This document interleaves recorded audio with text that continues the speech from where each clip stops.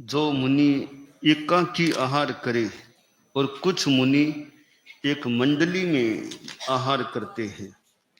दो तरह से यूं व्यवस्था हो जाती है कि मंडली में आहार करें कि वो अन्य साधु सारे साधु न आ जाएं, तब तक एकाकी भोजन करने वाला मुनि थोड़े समय के लिए विश्राम करे।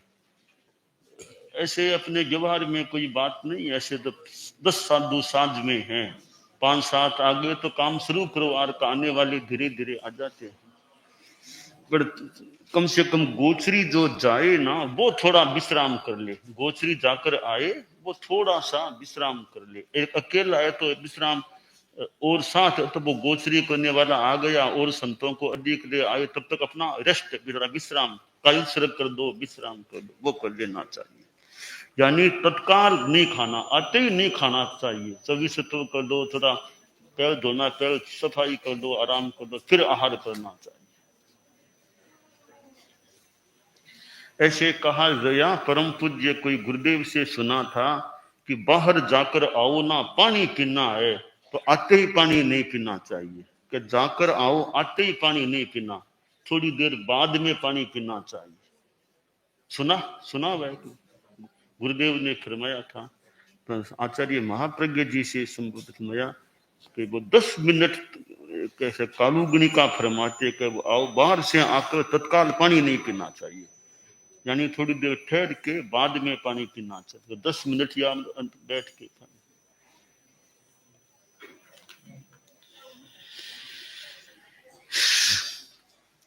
और खुले पात्र में, जिस पात्र का मुंह खुला हो या चौड़ा हो, उसे आलोचक भाजन कहा जाता है।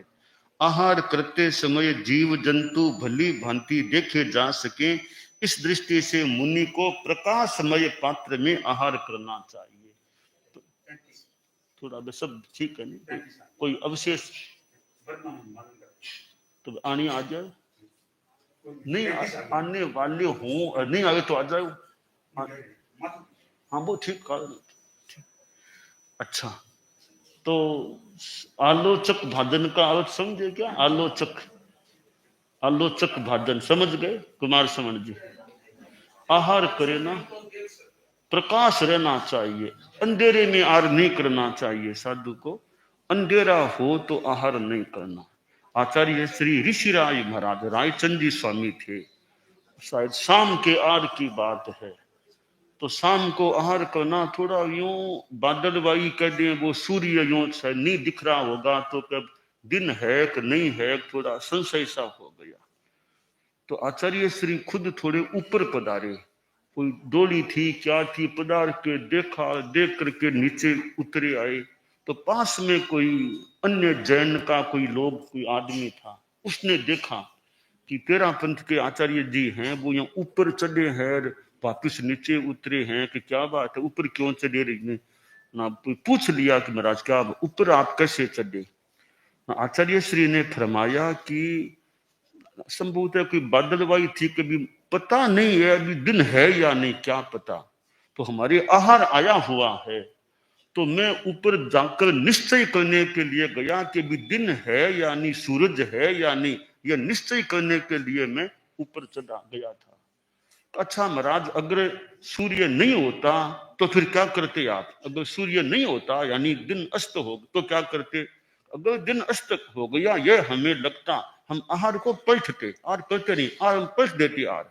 अच्छा, वो 13 पंथ का इतिहास है नहीं, आज ऋषि राय महाराज को वे में, तो अच्छा, जब वो बड़ा प्रभावित हुआ कि आचार्य जी में, हमें इसलिए गया कि दिन है कि नहीं निर्णय कर लूं, अगर दिन नहीं हो रहता तो हम आहार को पलट देते, फिर करते नहीं। यार दिन है, अभी देख लिया दिन है तो हमारे संत हम अभी आहार कर लेते हैं। तो भी दिखना चाहिए कि कम से कम प्रकाश में अब अंधेरा हो कमरे में तो वहां आर नहीं करके थोड़ा बाहर कहीं प्रकाश हो, वहां आहार करने का प्रयास करना चाहिए। ये आलोचक भाजन जो पात्र में दिखे नहीं, प्रकाश क्या दिखता ही नहीं है, तो ऐसे साधु को आर करने से यूं बचने का प्रयास करना चाहिए। हैं?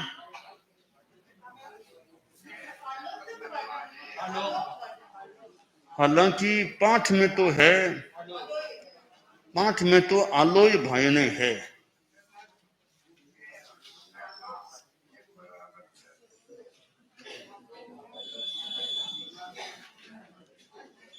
पाठ में नीचे भी आलोक है, हिंदी में लिखने में आलोचक लिखा है, लिखा आलोचक है, तो थोड़ी ये समीक्षा की बात ही है।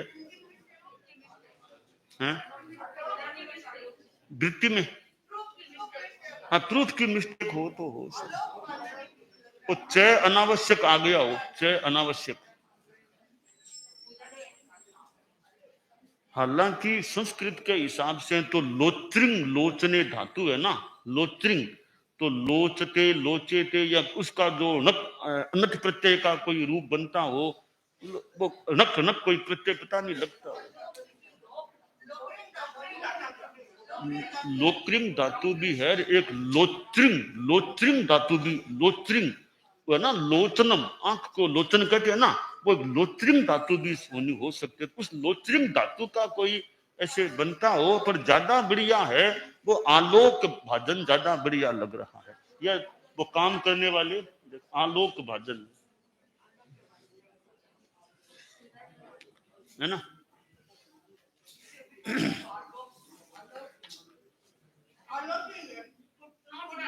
आलोक गई में आलोक है,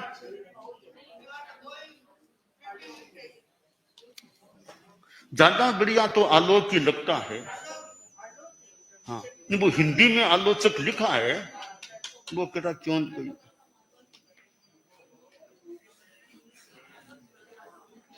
बाकी होना चाहिए। आगम का मूल पाठ भी वो आलोक।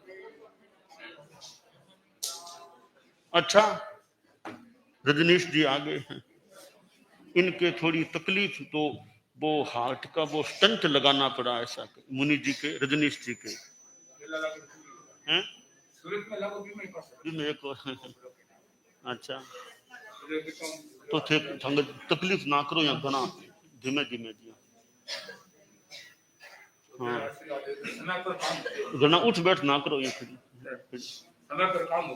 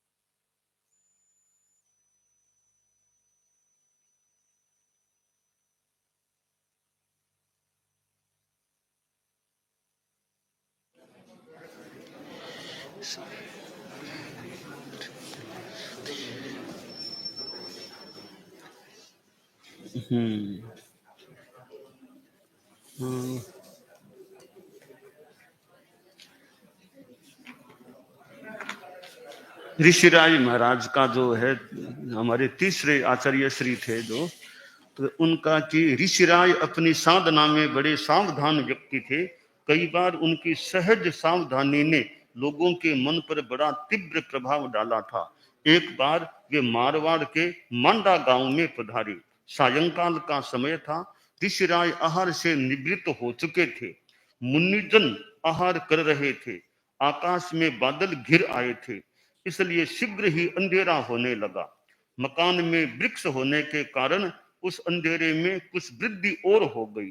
संशय होने लगा कि कहीं सूर्यास्त तो नहीं हो गया है। ऋषिराज स्वयं मकान की छत पर गए। वृक्ष की ओट आ जाने से सूर्य दिखाई नहीं दिया। तब वे उसकी भींत पर चढ़कर देखने लगे। पड़ोस के गृहस्थ नवलमल जी बोहरा ने जब उन्हें भींत पर चढ़े देखा तो संशय और आश्चर्य मिश्रित भावों से पूछा, महाराज आप इस छोटी भींत पर चढ़कर क्या देख रहे हैं? ऋषिराज ने कहा, संत आहार कर रहे थे और अंधेरा घिरने लगा। तब मुझे संदेह हुआ कि कहीं सूर्यास्त होने वाला तो नहीं है। यही देखने के लिए मैं भींत पर चढ़ा था। बोरा जी, यदि सूर्यास्त हो गया होता तो ऋषिराज तो आहार पानी का परित्याग कर परिस्थापन कर दिया जाता। ऋषिराज की उस सहज सावधानी ने नवलमल जी पर ऐसा प्रभाव डाला कि वे मुग्ध हो गए। उन्होंने उसी दिन समझा कि आत्म साक्षी से स्वीकृत सत्यता का धर्माराधना में कितना बड़ा महत्व होता है। जो अपने प्रति सत्य होता है वह अन्यत्र भी सत्य होता है। वह सारा परिवार तभी से श्रद्धालु बन गया।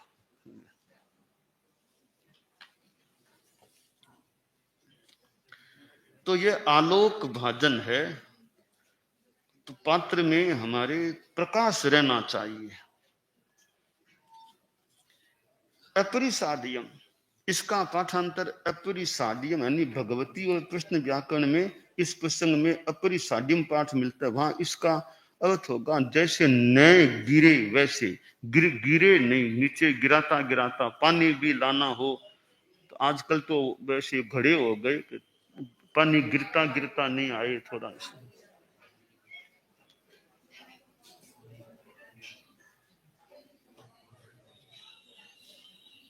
अन्नठ पौत्तम की प्रकृत और अन्नार्थ भोजनार्थ प्रयुक्त की मोक्षार्थ प्रयुक्त किया है। मोक्ष की साधना शरीर से होती है और शरीर का निर्वाह आहार से होता है। मोक्ष साधना के लिए शरीर का निर्वाह होता रहे, इस दृष्टि से मुनि को आहार करना चाहिए, सौंदर्य और बल बढ़ाने के लिए नहीं। और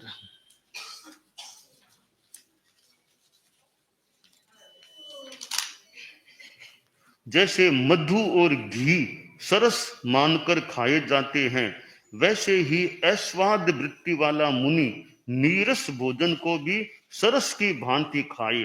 इस उपमा का दूसरा आशय यह भी हो सकता है कि जैसे मधु और घी को एक जबड़े से दूसरे जबड़े की ओर ले जाने की आवश्यकता नहीं होती, किंतु वे सीधे ही निगल लिए जाते हैं, उसी प्रकार स्वाद विजेता मुनि सरस भोजन को स्वाद के लिए मुंह में इधर उधर घुमाता न रहे, किंतु उसे शहद और घी की भांति निगल जाए। स्वाद लेने का प्रयास नहीं करना चाहिए। मुधा जीवी, जो जाति कुल आदि के सहारे नहीं जीता, उसे मुधा जीवी कहा जाता है। मुधा जीवी का अनिदान जीवी करते हैं और मतांतर का भी उल्लेख करते हैं। मुधा जीवी या अनिदान जीवी का अर्थ अनासक्त भाव से जीने वाला, भोग का संकल्प किए बिना जीने वाला हो सकता है, किंतु इस प्रसंग में इसका अर्थ प्रतिफल देने की भावना रखे बिना जो आहार मिले उससे जीवन चलाने वाला संगत लगता है। एक राजा था।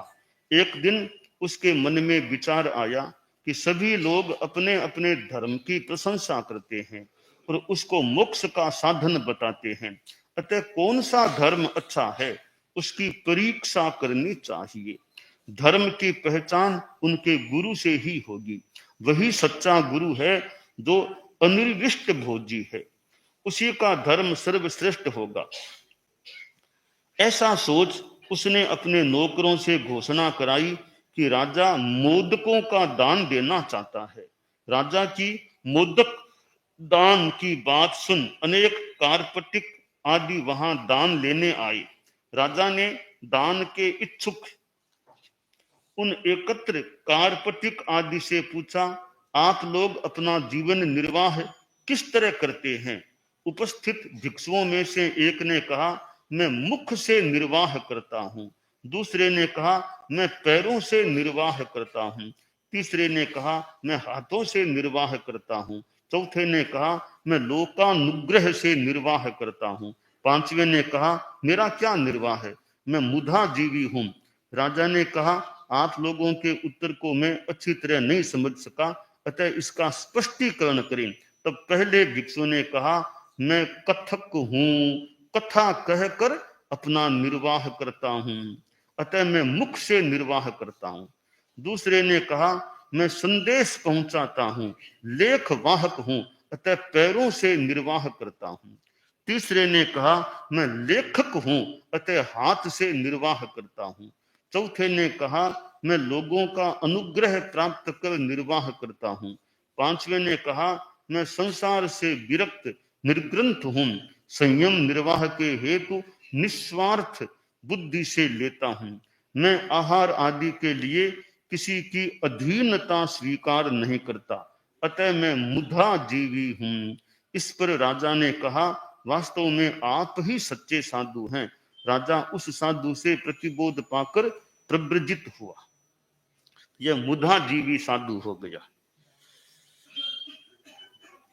अरस किसे कहते हैं? जिसमें रस नहीं, गुड़ दाड़िम आदि रहित, संस्कार रहित या बगार रहित भोज्य वस्तु को अरस कहा जाता है।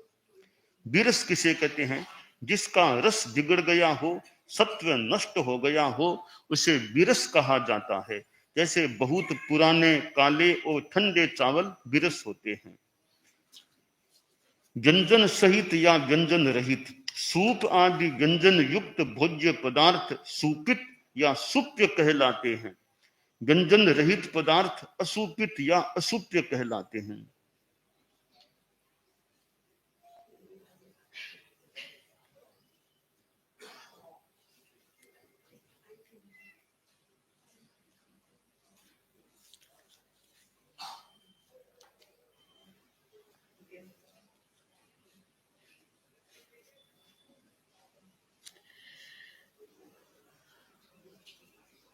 अल्प या अरस होते हुए भी बहुत या सरस होता है। अपंक्ति बहुफासुयम, अल्प और बहु की व्याख्या में चूर्णी और टीका में थोड़ा अंतर है।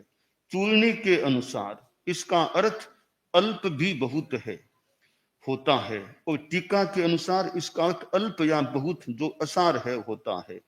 मुधा लब्ध, उपकार, मंत्र, तंत्र और औषधि आदि के द्वारा हित संपादन किए बिना जो मिले उसे मुधा लब्ध कहा जाता है। एक तो कुछ तंत्र मंत्र बता के फिर ले, वो नहीं, वो कुछ नहीं करते, अपने बस साधुत्व का पालन, ऐसे जो ले वो मुधा लब्ध आहार होता है। दोष वर्जित आहार को समभाव से खा लें। भुंजज्जा दोष वज्जियम, कि आधा कर्म आदि दोष रहित जो है, टीकाकार का मत अधिक संगत है कि यहाँ मुनि के आहार का एक सामान्य विशेषण है, इसलिए चूर्णिकार का मत भी असंगत नहीं है। परिभोगीचना के 5 दोष है: अंगार, धूम, संयोजना, प्रमाणातिक्रांत और कारणातिक्रांत। भगवान ने कहा, गौतम, जो साधु अथवा साध्वी प्रासुक, ऐषणीय, असन पान, खाद्य और स्वाद्य ग्रहण कर उसमें मूर्छित, गृद्ध, स्नेहाबद्ध और एकाग्र होकर आहार करे, वह अंगार दोष युक्त पान भोजन है। जो साधु अथवा साध्वी प्रासुक ऐसनीय असन पान खाद्य और स्वाद्य ग्रहण कर उसमें बहुत द्वेष और क्रोध करता हुआ आहार करे वह धूम दोष युक्त पान भोजन है। जो साधु अथवा साध्वी प्रासुक ऐसनीय असन पान खाद्य और स्वाद्य ग्रहण कर स्वाद बढ़ाने के लिए उसे दूसरे द्रव्य के साथ मिलाकर आहार करे वह संयोजना दोष युक्त पान भोजन है। प्रमाणातिक्रांत का अर्थ मात्रा से अधिक खाना। उसकी व्याख्या इस प्रकार है, जो साधु अथवा साध्वी प्रासुक ऐसनीय असन पान खाद्य और स्वाद्य ग्रहण कर कुकड़ी के अंडे जितने प्रमाण वाले, वृत्तिकार के अनुसार मुर्गी के अंडे का दूसरा अर्थ है जिस पुरुष का जितना भोजन हो उस पुरुष की अपेक्षा से उसका 32वां भाग, 32 कोर ग्रास से अधिक आहार करे वह प्रमाणातिक्रांत पान भोजन है। जो मुर्गी के अंडे जितने प्रमाण वाले 8 कोर आहार करे वह अल्पाहार है। जो मुर्गी के अंडे जितने प्रमाण वाले 12 कोर आहार करे वह अपार्ध अवमोदरिका, भूख के अनुसार से आधे से भी अधिक कम खाना। जो मुर्गी के अंडे जितने प्रमाण वाले 16 और कोर आहार करे वह अर्ध अवमोदरिका है। जो मुर्गी के अंडे जितने प्रमाण वाले 24 कोर आहार करे वह अवमोदरिका है। जो मुर्गी के अंडे जितने प्रमाण वाले 32 कोर आहार करे वह प्रमाण प्राप्त है। जो इससे 1 कोर भी कम आहार करे वह श्रमण निर्ग्रंथ प्रकाम रस भोजी नहीं कहा जाता। साधु के लिए 6 कारणों से भोजन करना विहित है। उसके बिना भोजन करना कारणातिक्रांत दोष कहलाता है। वे 6 कारण ये हैं: क्षुधा निवृत्ति, वैयावृत्य, आचार्य आदि की वैयावृत्य करने के लिए, ईर्यार्थ मार्ग को देख देख कर चलने के लिए, संयमार्थ संयम पालने के लिए, प्राण धारणार्थ संयम जीवन की रक्षा के लिए और धर्म चिंतनार्थ शुभ ध्यान करने के लिए। इन 6 कारणों से साधु आहार कर सकता है।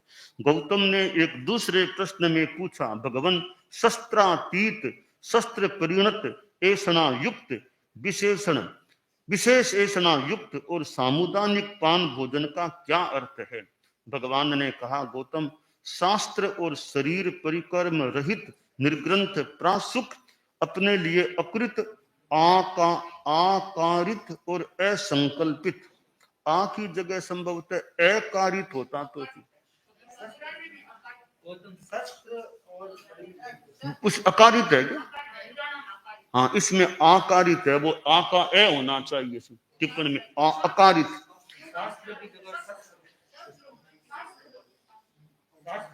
शास्त्र की जगह शस्त्र होना चाहिए। हाँ, शस्त्र और शरीर अकारित, असंकल्पित, अनाहूत, अकृतकृत, अनुदिष्ट, नवकोटि। और नवकोटि परिशुद्ध है ना, वो कोमा नहीं होनी चाहिए यहाँ। नवकोटि परिशुद्ध में बीच में कोमा। 10 दोष रहित, विप्रयुक्त, उद्गम और उत्पादन की ऐसना युक्त, अंगाल, धूम और संयोजना दोष रहित तथा सुरसुर और चवचौ यह भोजन के समय होने वाले शब्द का अनुकरण है। शब्द रहित, न अति शीघ्र और न अत्यंत धीमे, नीचे न डालता हुआ, गाड़ी की दूरी में अंजन लगाने और व्रण पर लेप करने के तुल्य, केवल संयम यात्रा के निर्वाह हेतु संयम भार का वहन करने के लिए अस्वाद वृत्ति पूर्वक, जैसे बिल में सांप बैठता है वैसे ही स्वाद के निमित्त ग्रास को इधर उधर ले जाए बिना आहार करता है। वो सांप बैठता है ना, किया है ना, बैठता है, वो बैठता की जगह से बैठता।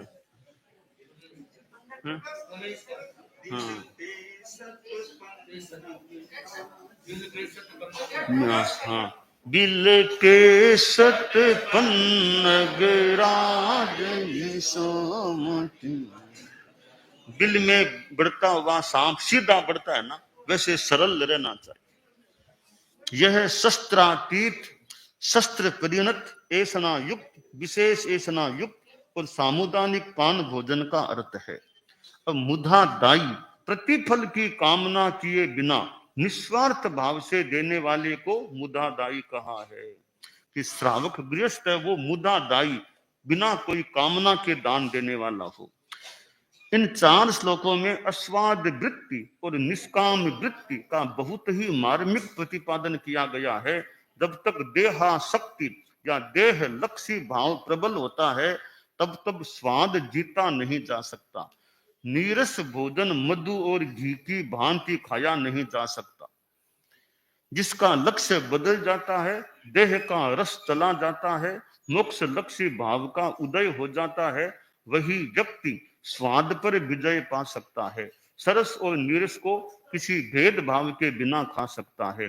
2 रस एक साथ नहीं टिक सकते, या तो देह रस टिकेगा या मोक्ष का। भोजन में सरस और नीरस का भेद उसे सताता है जिसके देह में रस है। जिसे मोक्ष में रस मिल गया उसे भोजन में रस जैसा कुछ लगता ही नहीं। इसलिए वह भोजन को भी अन्यार्थ प्रयुक्त मोक्ष के हेतु भूत शरीर का साधन मानकर खाता है। इस वृत्ति से खाने वाला न किसी भोजन को अच्छा बताता है और न किसी को बुरा। मुधा दाई, मुधा लब्ध और मुधा जीवी, ये 3 शब्द निष्काम वृत्ति के प्रतीक हैं। निष्काम वृत्ति के द्वारा ही राग द्वेष पर विजय पाई जा सकती है। कहीं से विरस आहार मिले तो मुनि इस भावना का आलंबन ले कि मैंने इसका कोई उपकार नहीं किया, फिर भी इसने मुझे कुछ दिया है, क्या यह कम बात है? यूं चिंतन करने वाला द्वेष से बच सकता है। मुझे मोक्ष की साधना के लिए जीना है और उसी के लिए खाना है, यूं चिंतन करने वाला राग या आसक्ति से बच सकता है। साधु हमारा भला नहीं करते, फिर हम उन्हें क्यों दें? यह प्रतिफल का विचार है।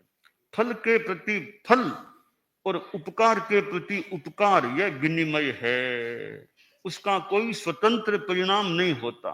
इस भावना का प्रतिनिधित्व करने वाले लोग बहुधा कहा करते हैं साधु समाज पर भार हैं, क्योंकि वे समाज से बहुत लेते हैं, देते कुछ भी नहीं। यह सकाम मानस का चिंतन है।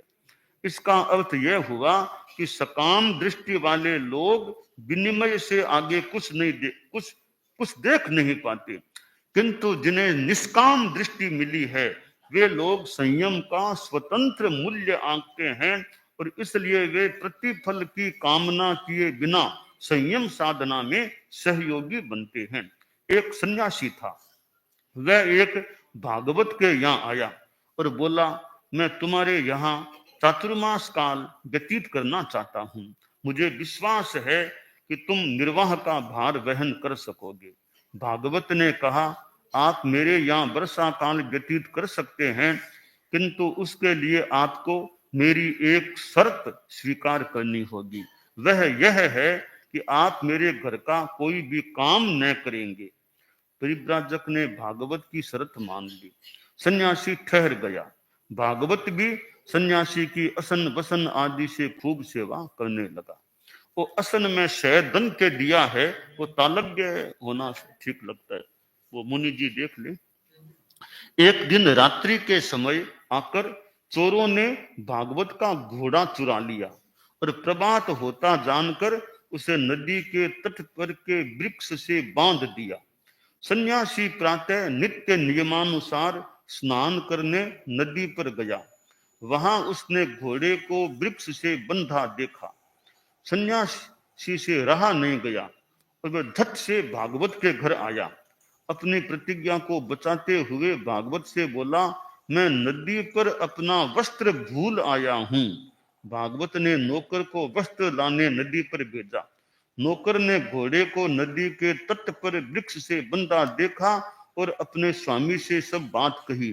भागवत सन्यासी के भाव को ताड़ गया और सन्यासी से बोला, आप अपनी प्रतिज्ञा को भूल गए, अब मैं आपकी सेवा नहीं कर सकता, क्योंकि निर्विष्ट किसी से सेवा की अपेक्षा रखकर उसकी सेवा करने का फल अल्प होता है। ये 5वें अध्याय में बताया गया है कि भाई प्रतिफल की भावना से कुछ करते हैं ना, वो उत्तम बात नहीं होती है। उत्तम बात नहीं कि मैं करूं तो वाकिस मेरा यह करे इसलिए मैं काम करूं।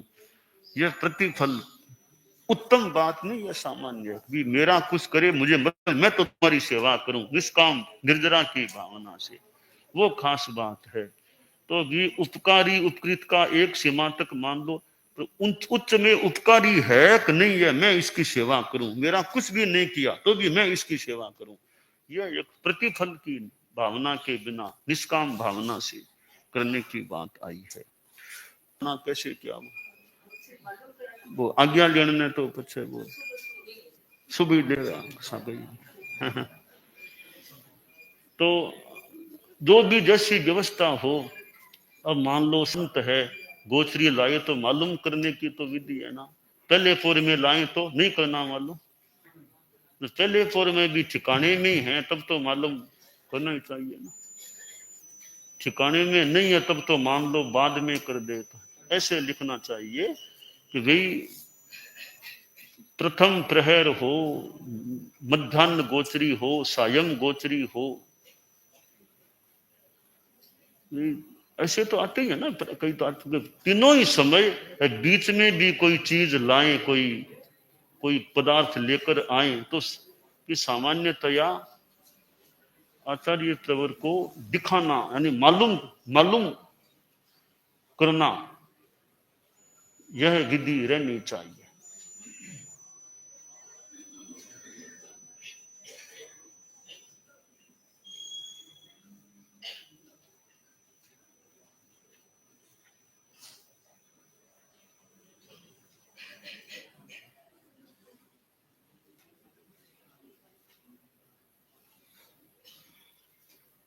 आचार्य स्वयं प्रवास स्थल में न हो अथवा किसी कारण से मालूम करना आसान न हो,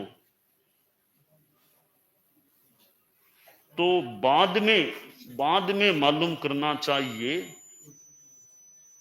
कि मैं गोचरी लेकर आया था, ये बाद में करना चाहिए।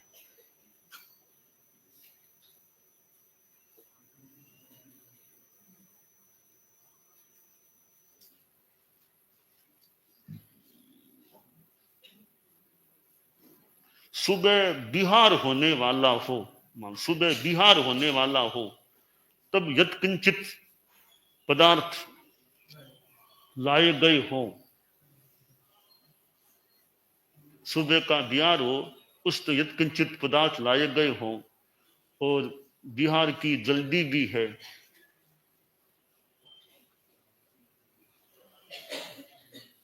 तो मालूम करना चाहिए कि नहीं करना चाहिए है? मान लो बिहार करना तो मालूम करना चाहिए कि नहीं, यत्किंचित लेकर के आए हैं? आचार्य हैं बैठे हैं तो मालूम करना चाहिए कि नहीं, है ना? क्यों, कैसा लगा?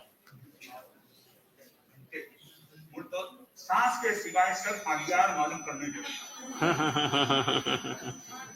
तो मालूम ऐसे बैठे हैं तब तो करना चाहिए ना, नहीं हो तब तो अनुपस्थित हो तो मान लो है। क्यों, कैसा लगा? क्यों जची कि नहीं बात? मालूम करना ठीक रहता है ना, बैठे ही है तो दिखा दो, नहीं है तो मान लो कि बात नहीं है तो कोई बात नहीं। कि बिहार के समय भी कि आचार्य स्वयं उपलब्ध विराजित हैं, तब तो वो भी यथासंभव या दिखाना चाहिए।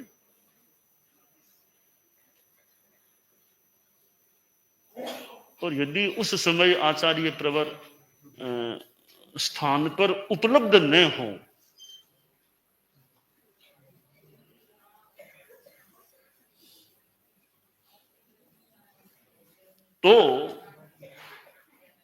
तो बिना मालूम किए भी भोगा जा सकता है।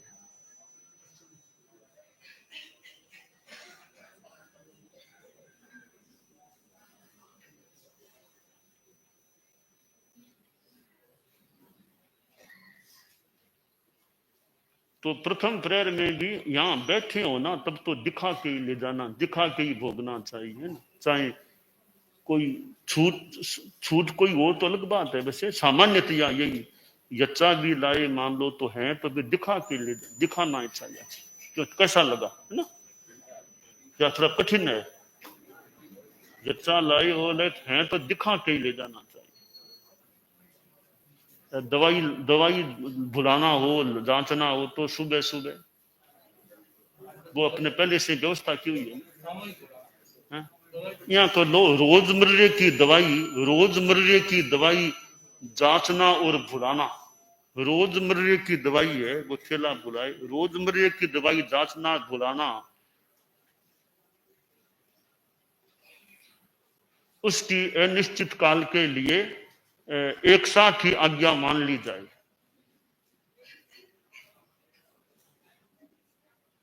वो एक सत्संत वे आज्ञा ले ले, वही भुला दे वे बिया आई सत्या में उसालती उसी।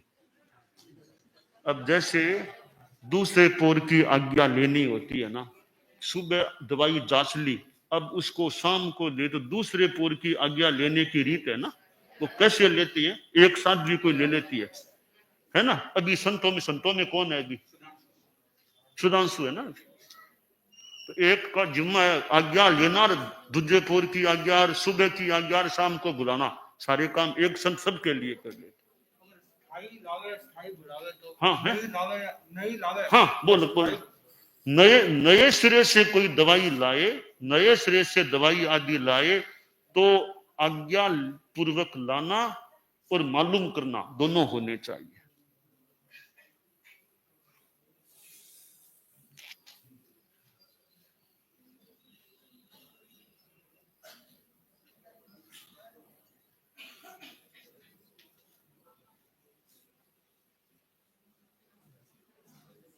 ठीक है ना। हाँ, और स्थायी रूप से वापिस बुलाए, स्थायी रूप से कोई चीज वापिस बुलाए तो उसकी भी आज्ञा लेनी चाहिए।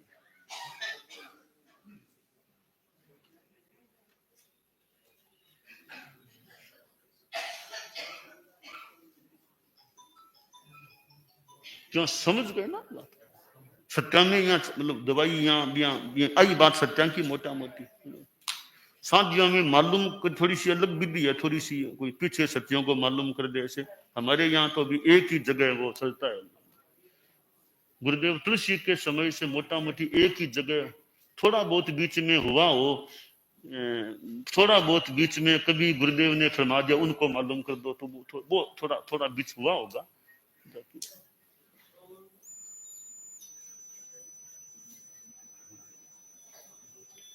तो ये एक बार मुझे दिख लिया ना।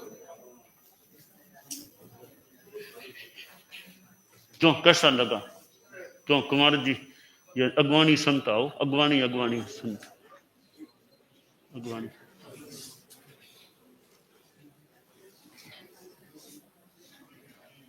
मतलब मालूम करने की विधि अच्छी है ना। ऐसे गोचरी लाए तो मालूम करना, दवाई कोई नई लाए तो मालूम, रोजमर्रे की है विधि भाई है ना।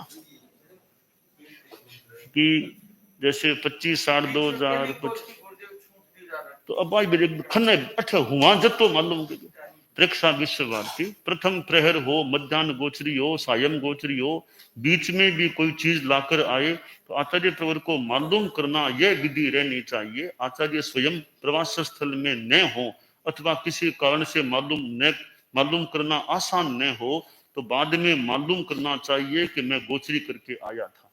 सुबह बिहार होने वाला हो, यत्किंचित लाया हुआ हो, आचार्य स्वयं विराजित हैं तब तो वह भी यथासंभव दिखाना चाहिए। यदि उस समय आचार्य प्रबल स्थान पर उपलब्ध न हो तो बिना मालूम किए भी भोगा जा सकता है। रोजमर्रे की दवाई जांचना और भुलाना उसके अनिश्चित काल के लिए एक साथ ही आज्ञा मान ली जाए। क्या मतलब समझे? क्या समझे? क्या समझे? अनिश्चित काल की आज्ञा है? क्या समझे? हैं? एक सागी दे दी, मतलब बार बार आने की जरूरत कौन सी है? आज्ञा दे दी, आज्ञा ही मान ली जाए तो ठीक है ना। समझ गए ना बात को कि नए सिरे से दवाई लाए तो आज्ञा पूर्वक लाना और मालूम करना दोनों होने से। नई दवाई लावे तो आज्ञा भी लेनी मालूम, और स्थायी रूप से वापिस बुलाए तो उसकी भी आज्ञा लेनी। ठीक है ना। कि अनिश्चित काल के लिए यह व्यवस्था संत समुदाय में स्थापित ऐसे स्थापित मतलब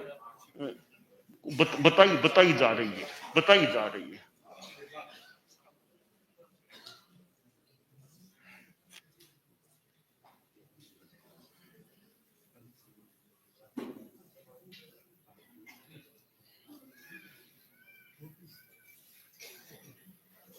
इससे टकराने वाली पहले की बात हो तो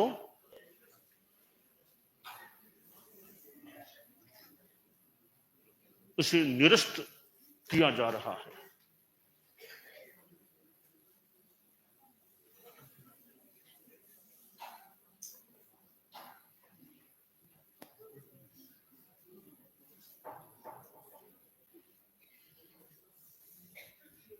दवाई बुलाना वो अलग उठा के दवाई बुलाने की रीत है ना, वो एक जगह पड़ी न रहे कि जैसे दिन में जहां पड़ी थी कोई मान लो अपने प्रवास स्थल में अलमारी में कहीं वहीं रात को वो नहीं रहना चाहिए। क्यों जानिए है ना, उठा के कहीं अलग।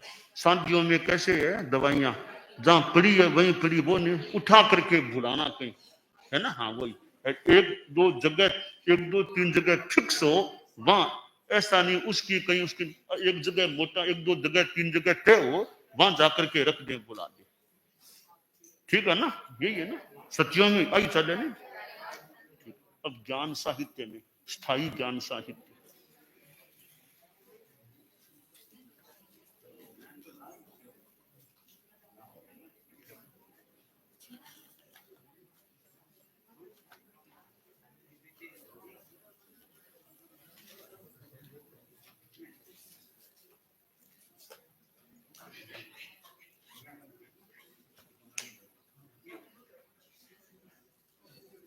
25/8/2025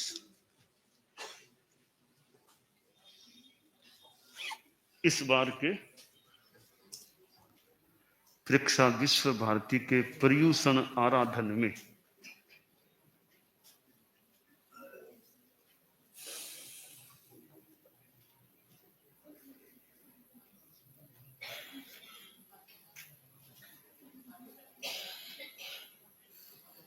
आगम स्वाध्याय पुस्तक में अपराह्न काल में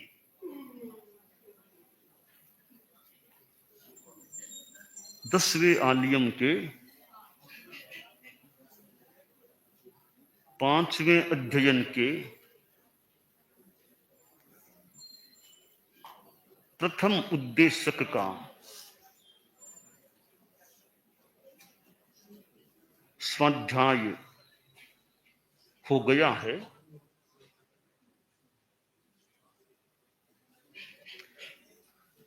लगभग 6 दिनों तक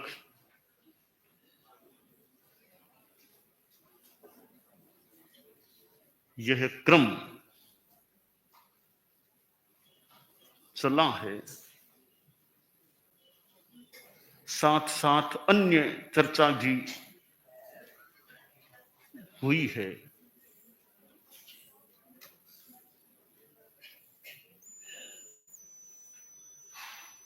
आगे के पर्यूषण में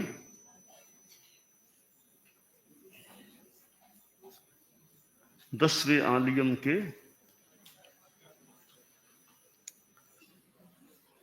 5वें अध्ययन के द्वितीय उद्देशक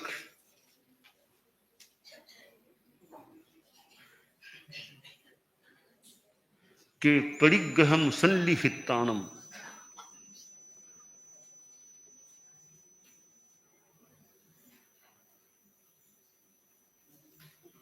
आदि का स्वाध्याय यथा संभवतया करणीय है।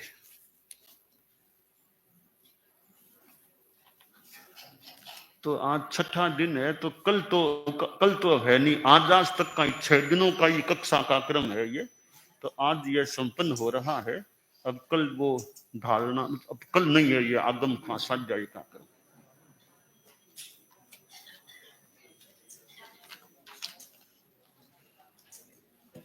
कैसा लगा आगम स्वाध्याय का क्रम ये? ठीक लग रहा है ना? है? थोड़ा स्वाध्याय हो जाता है, कुछ स्मरणा, कोई ज्ञान, कोई चर्चा, ऐसा होने से शायद बैठना, उपासना भी हो गई, ज्ञान चर्चा कुछ हो जाती है। आगम जैसी खुराक है, आगम बहुत बड़ी चीज है, उसका स्वाध्याय करने से पढ़ा हुआ है उसको भी दोबारा पढ़ते हैं ना, तो थोड़ी कोई स्मृति हो जाए या ज्ञान और नया हो जाए। अब देखो हमने कई संशोधन कर दिए ना, ये आलोचक और ये अकारित और एक आचार्य के लिए का दिक्कथा से न हो, ऐसी तो हमने का भी थोड़ा संशोधन भी करने का से जी। ठीक है। दानान सिद्धम अभय प्रयाणम सच्चे सुया अनवज्जं हरे सुया उत्तम उत्तमे समणे अणाय